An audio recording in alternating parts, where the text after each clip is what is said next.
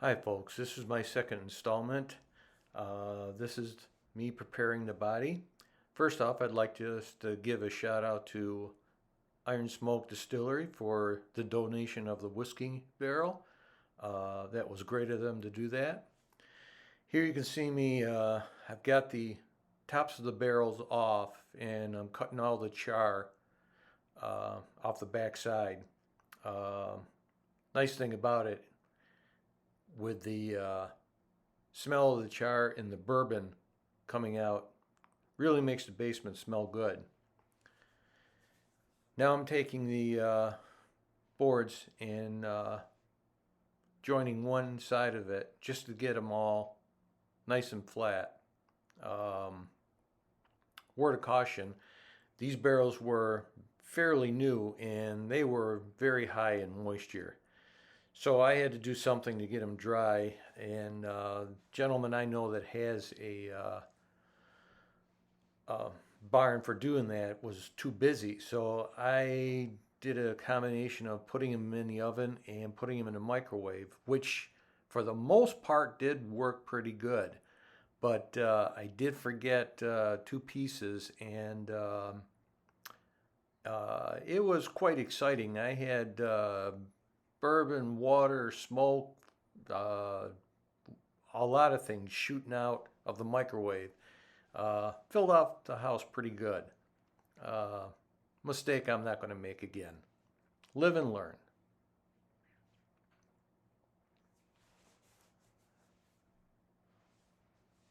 Now you can see where I was gluing up the pieces individually. I didn't want to glue them up as one full uh, panel because I was worried about them uh, warping or not staying together as good as doing them individually, which worked out great.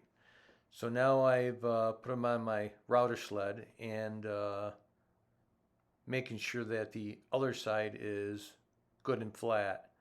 Um, I was going to do it on the router table, but I just thought this would be a little bit easier and I could see what was going on. The only thing is, the router table, I have my Triton router, and this is my 30-year-old Porta cable, but it still works great. Can't really complain about it at all, but I do love my Triton. Um, you can see I've got my air system hooked up to the tabletop of my table saw. Uh, doesn't do the best sitting that way, but it keeps a lot of it down. Plus I have a air purifier above my head, which helps a lot.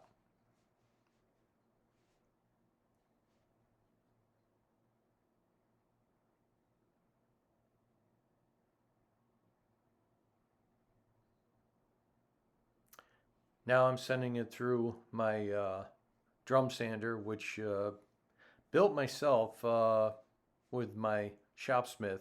I just could not see spending $1,200, and at that price, it was still only going to do 10 inches, and I would have to flip the board end to end.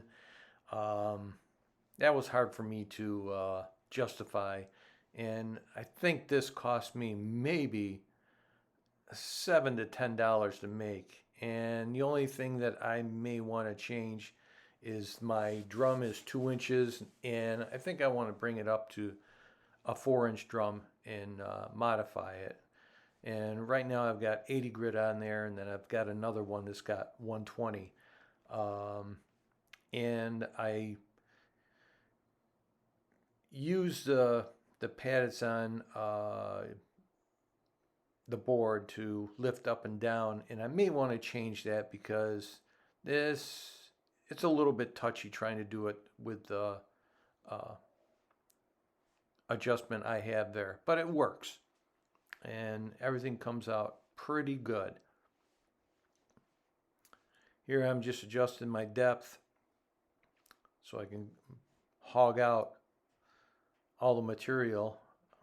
Of couldn't find my bigger bit that I usually use for doing something like this. So that's the biggest one I could find. Worked okay, just took some time. And I'm taking it down to 1/4 inch in the back. And it's amazing how much lighter uh, this white oak gets when you relieve it. As far as the pattern and template, that's just something I came up with, figuring it was going to give the top a little bit extra strength with these, the way I designed it. Have no idea if it's going to work or not, but live and learn. Now you can see that I'm just routing out what's left. Make it look nice. Even though you don't see it, everything should look good. It's just the way I see it. And taking it down far enough that you don't see the little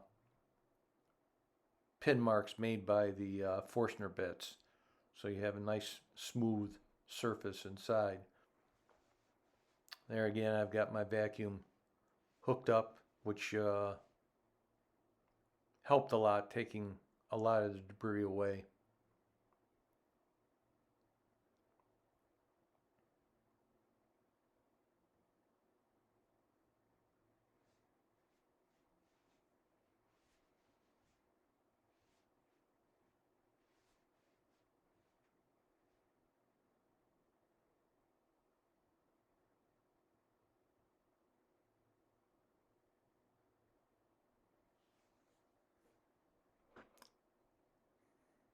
It's a messy job, as I'm sure you all know, but in the end, it's well worth it.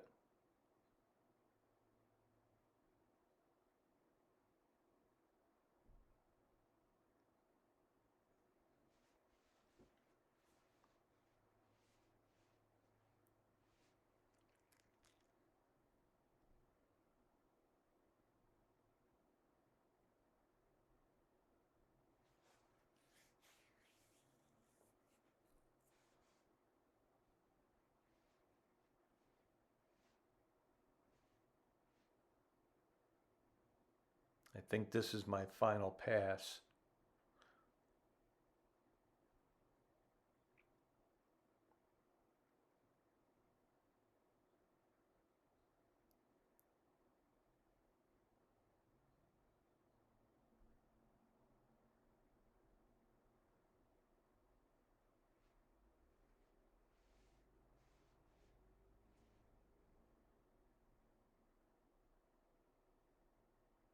In the back, you can see my new Rikon 14-inch bandsaw. Um, Probably were wondering why I was using a table saw to get the char off before. And the only reason is I'm just not that comfortable yet with the new bandsaw. And I like my table saw. What can I say? Here I'm putting shielding in. This is from Tractor Supply. It's a graphite based, and it is thick. The thing is, for that quart, I think it was $11, and I don't think I'll use this in a lifetime. But it works great, and putting on one coat here, and then I usually wait about 2 hours, and then I'll put on another coat. Now I'm just taping off the side of the guitar before I glue it up, just to save the mess. And you can see the underside of the top and where I've signed it. And, you know, it's one of them things where a lot of people, especially concrete, you know, never sign your stuff. It's not professional. Well, you know, this is in honor of my daughter, and I do it. And this way she's with me no matter where I am or where this guitar goes. And you don't like it? Well, tough, because I'm going to continue to do it. And you can see I use my finger because just easier for me. Putting in my locating pins. You can see the burn mark where the neck's going to go. That was one of the ones from the microwave. Putting a couple pieces of sapele that I have for future guitars. And my clamps that, oh God, they've got to be all of 100 years old, if not more. But they're great. They actually belong to my father-in-law's father, who used to be a blacksmith.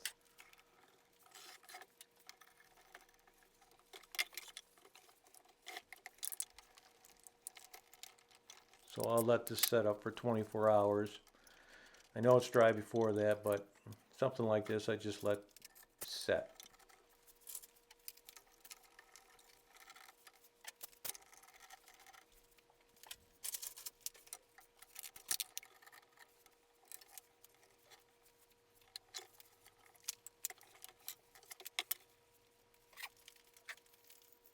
Little heavy, little awkward.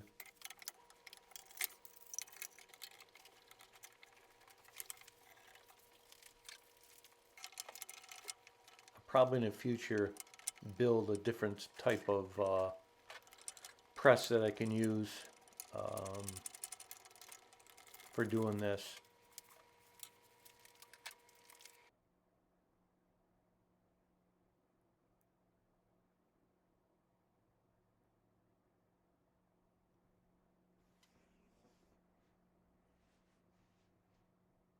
And you can see I'm just using my spindle sander to get everything cleaned up.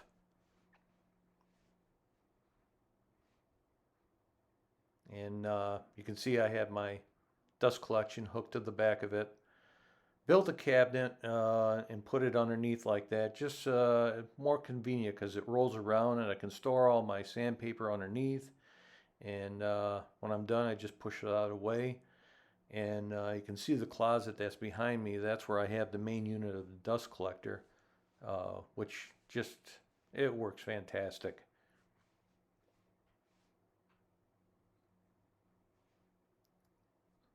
And this is about it for episode 2. Next is going to be the neck, and we'll see you in that episode. Have a good one.